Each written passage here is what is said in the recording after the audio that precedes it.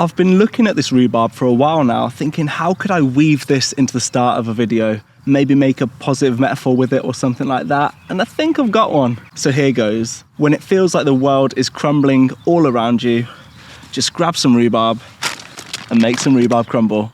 It's not the best, I can see that, but it's kind of like the Life Gives You Lemons, make lemonade one, but clearly not as good. But anyway, that's enough of fruit and veg-based metaphors. Here's some good news in May that you might have missed.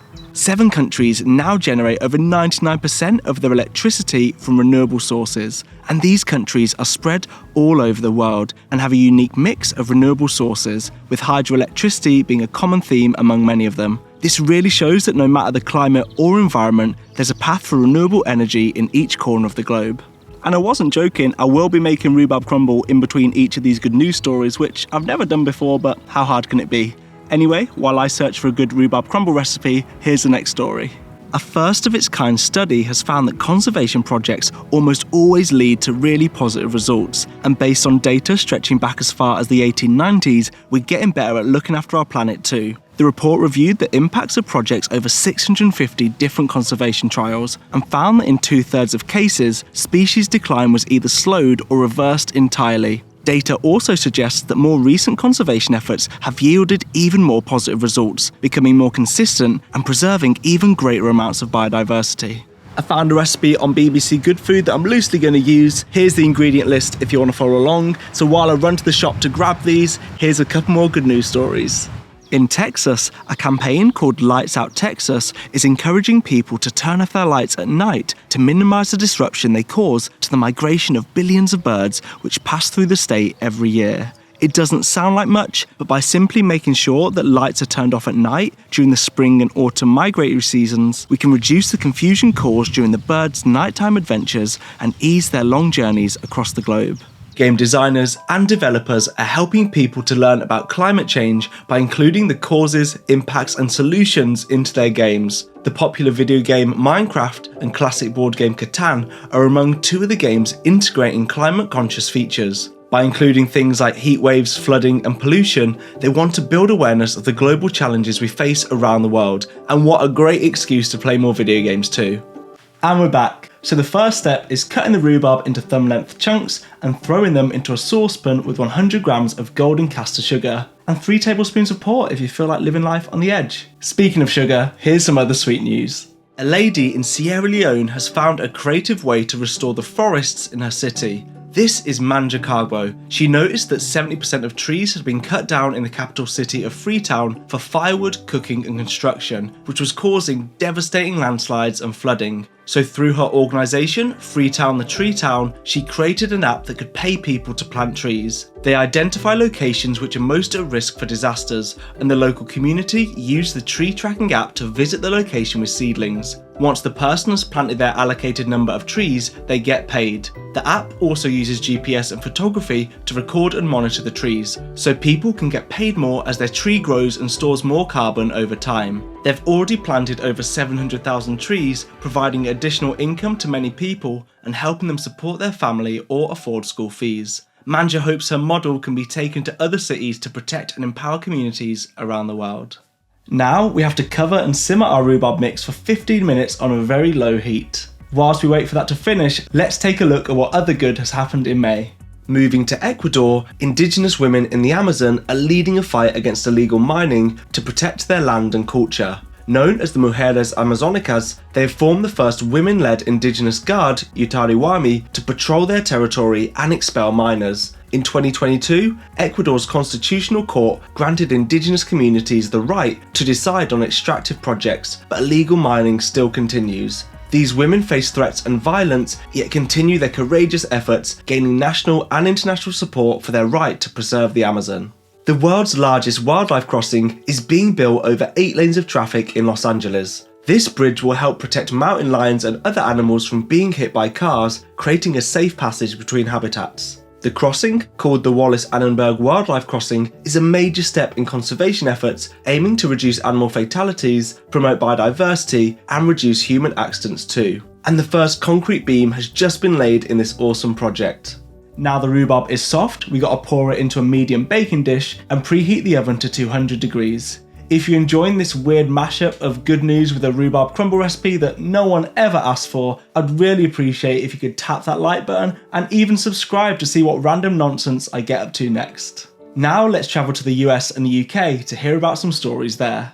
National parks in the United States are helping people with disabilities to connect with nature by providing activities with adaptive equipment. The Great Smoky Mountains National Park has partnered with Catalyst Sports to bring 7 opportunities for hiking, biking, kayaking and camping in the park, all with adaptive gear, between June to October this year. Examples of this adaptive equipment include these specially designed mountain bikes that allow people to use their arms rather than legs to experience the thrill of off-road biking, and kayaks that prevent tipping and have custom seat supports tailored to people with limited mobility. Let's hope we see more parks take similar action to make accessing and enjoying nature more inclusive.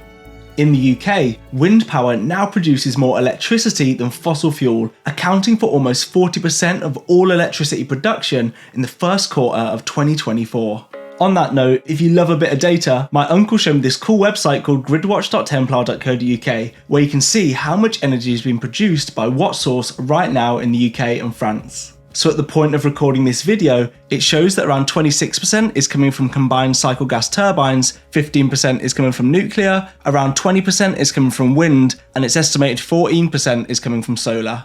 It's made and personally funded by an electrical engineer who just wanted a place to present data around our energy in a clear way. Go take a look after this video, of course. I could have bought some pre-made crumble, but where's the fun in that? So instead, we have to rub 140 grams of self-raising flour with 85 grams of chilled butter with our fingers. And then after we've done that, we add 50 grams of light brown muscovado sugar, I had no idea what that word was before this video, and 50 grams of chopped walnuts and mix together with our hands.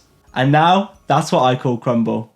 For our next story, we travel to Amsterdam where they're using Sponge City technology to help manage rainwater. Sponge cities use a bunch of nature-based solutions to absorb and use rainwater effectively. If you follow me on Instagram or TikTok, you may have seen my video on these. And now, the Resilio project in Amsterdam has helped convert over 45,000 square meters of roofs into blue-green rooftops to help reduce flooding, cool buildings, and provide residents with water for their plants or to flush their loos. Blue-green roofs combine vegetation with water storage systems. They absorb rainwater with plants and store it in layers underneath, which can then be reused within the building. And they look so much better too.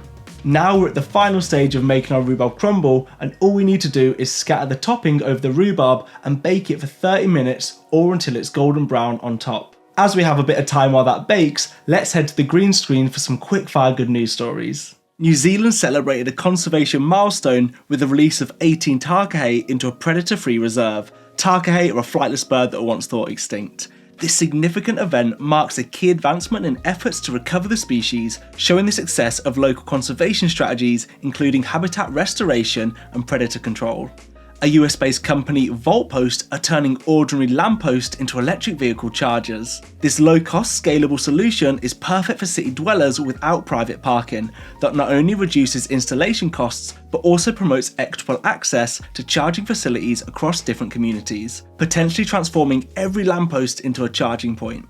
In a historic first, renewable energy now powers over 30% of the globe's electricity, propelled by a surge in solar and wind energy. This marks a major shift towards cleaner energy and a transition away from fossil fuel use, which is needed to hit global climate goals. Over 1,000 animals were saved in southern Thailand from being illegally trafficked, thanks to a collaborative effort between the Wildlife Justice Commission and Thai authorities.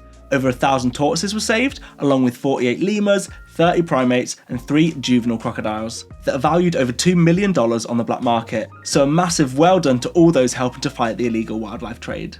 And Patagonia are creating endlessly recyclable wetsuits thanks to groundbreaking advancements at their wetsuit forge in Ventura, California. This initiative, aimed at reducing ocean pollution and resource waste, involves creating wetsuits that can be continually recycled without loss of performance or quality. So if you have an old wetsuit, don't chuck it away, see if Patagonia can use it first. And that's all for the quickfire round. So the crumble is ready, but it wouldn't be a proper rhubarb crumble without some custard, but I'm going to be honest, I couldn't be asked to make this, so I just bought it from the shop. But before I dig in, I just want to say thank you so much for watching and for all the lovely comments on the last video. I tried to reply to as many as I can without just sitting on my phone and basically being super antisocial, but I really love hearing how much you're enjoying these videos, so please keep the comments coming. And thank you to my Patreons for helping me bring these videos to life. And if you want to help me spread the good news, just head over to my Patreon, where a small monthly amount can go a long way to help me pay for editors and researchers to make these videos as good as they can be. Let's dig into this, but first let's dig into the final good news story.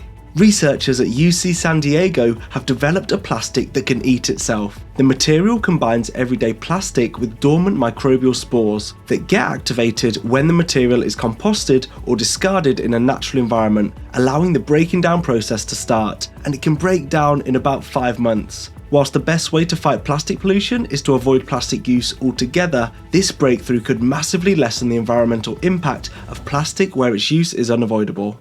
Cheers, my friend.